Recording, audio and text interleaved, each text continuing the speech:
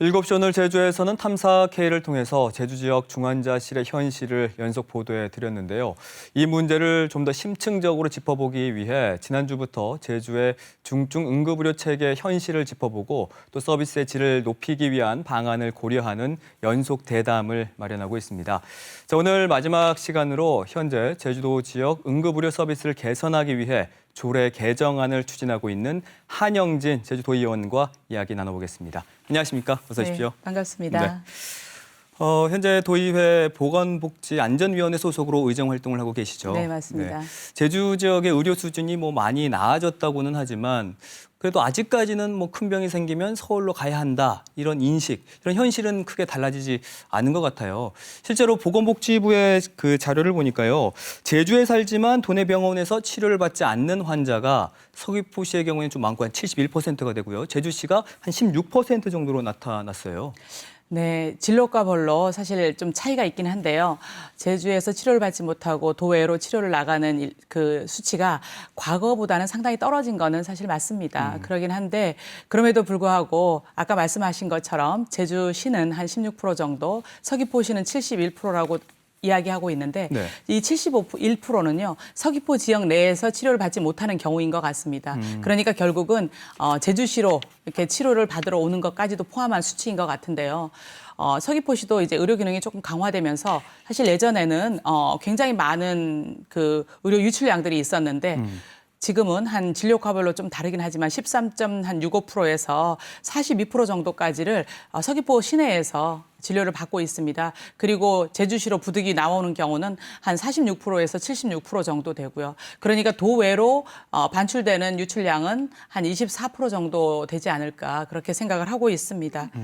이런 것도 그 해당 진료과별로 굉장히 다른데요.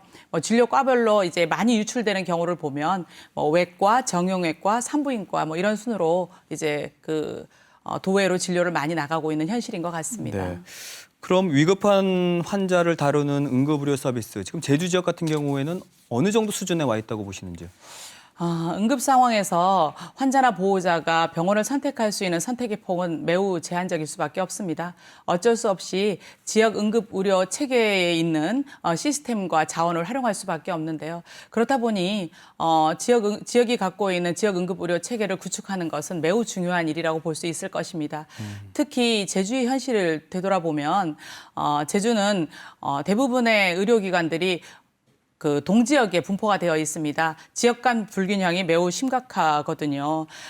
이 실례로 중증 응급 환자가 1시간 내에 응급실에 도착하는 비율을 보면요.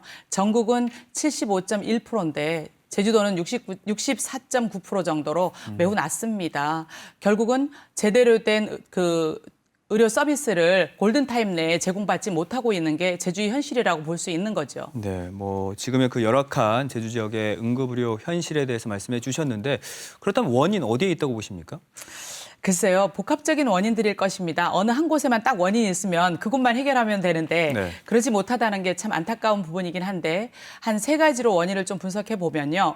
첫 번째로는 이 응급 의료와 관련한 부분은 굉장히 공공적 성격이 강한 필수 의료 영역입니다. 그럼에도 불구하고 민간 의료 영역으로 치부되어 온 게 사실이고요.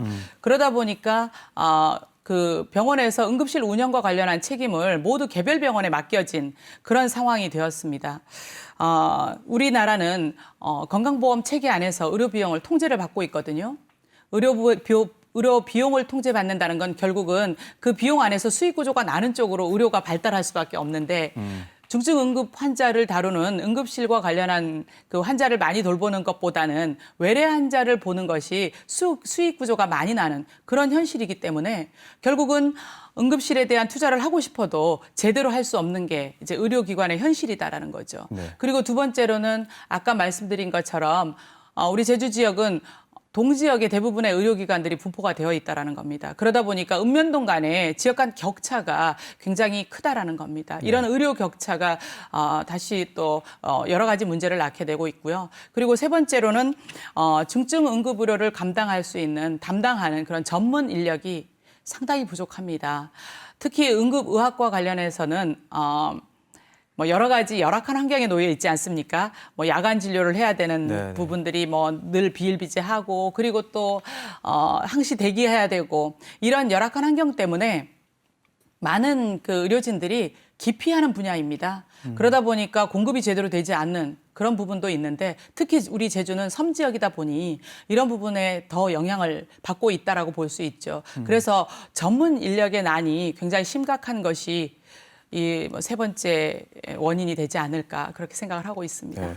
그래서 이 같은 문제들은 인식하고 있는 것 같아요. 최근에 이제 제주 지역 응급의료 서비스를 개선하기 위한 조례 개정안을 추진을 하고 있는데 네. 이전 조례와 비교해 봤을 때 어떤 점이 좀 내용적으로 달라지나요? 이미 지난 상임위에 통과가 되었고요. 네, 이전 조례는 지역 응급의료위원회와 응급의료위원회가 있거든요. 그래서 위원회를 구성하는 뭐 여러 가지 조건이라든가 이런 것들과 지역 응급의료를 계획을 세우는 시행 계획 그리고 또 자동 심장 충격기 같은 내용이 전부였습니다. 그런데 제주 현실은요. 장비는 있는데 전문 인력이 없어서 사실 환자가 사망하는 게 제주의 현실이거든요. 그래서 전담 인력을 안정적으로 확보하고 그리고 그 전담 인력을 통해서 진료 기능을 강화해 나갈 수 있는 중증 응급 의료 시스템을 구축하기 위한 행정적, 재정적 그 지원 규정들을 담았다라고 보시면 될 것 같습니다. 네. 아마 앞으로는 이 중증 응급 의료를 제공하는 의료기관이라면 모든 의료기관이 그러니까 공공과 민간을 구분하지 않고 모든 의료기관이 제대로 된 응급의료 기능을 수행해 나갈 수 있을 것이라고 기대하고 있습니다. 네, 꼭 그랬으면 좋겠는데요. 네. 지난주 그 탐사 K에서도 제주 지역의 중증 응급 환자 치료를 위한 제주형 대안으로 제시된 대목이 응급의료 협력 체계를 구축하는 내용이에요. 이게 또 조례 안에도 들어가 있죠. 네, 맞습니다. 응급 환자는 그 일반 환자와는 달리 질병과 손상이 발생된 순간부터 집중적으로 치료가 30분 정도 이내에 이루어져야만 그 환자의 생명에 지대한 영향을 미칩니다. 그렇기 때문에 협력 체계를 구축하는 것은 매우 중요한데요. 질병이나 손상이 일어난 그 순간부터 이동하는 과정에도 중단되면 안 되고 그리고 병원에 도착해서도 집중적인 제대로 된 치료가 이루어져야만 환자에게 매우 영향을 미칠 수 있는 그런 치료가 있게 되고 그리고 그걸 통해서 환자의 생명을 살려낼 수가 있습니다. 그렇기 때문에 지역 응급 의료 체계의 완성도를 높이기 위해서 우리 제주시와 도 그리고 뭐 서귀포시 그리고 119 종합 상황실, 소방본부 그리고 지역에 있는 의료기관 협력 체계를 구축해서 거버넌스를 하나씩 만들어 나가는 게 매우 중요한 역할을 한다고 볼 수 있겠죠. 그리고 또 이런 이송과 전원과 관련한 그런 기능뿐만 아니라요. 응급처치의 역량을 강화해 나가는 기능도 또한 너무나 중요한 부분입니다. 그래서 이런 기능을 수행하기 위한 지역의 대학들이 있거든요. 그럼 지역 대학과 그리고 협회 그리고 또 학회 그리고 보건소 이런 쪽과 관련한 모든 기관들이 또 협력 체계를 구축을 해서 네. 우리 그 응급처치와 관련된 역량도 강화하고 그리고 또 홍보의 기능도 강화해 나가는 측면도 함께 이제 발전해 나가야 되기 때문에 조례에 이런 지원 기능까지도 함께 넣어서 만들었습니다. 근데 어쨌든 이런 조례가 이제 현실화되려면 적지 않은 재정이 또 투입이 하게 되는데 어떻게 지금 진행이 되고 있나요? 올해 그 중증 응급 의료와 관련한 예산이 12억 8,600만 원이 책정이 되었습니다. 지금 예산 심사 기간이잖아요. 네. 내년 예산이 13억 800만 원 정도가 책정이 되었습니다.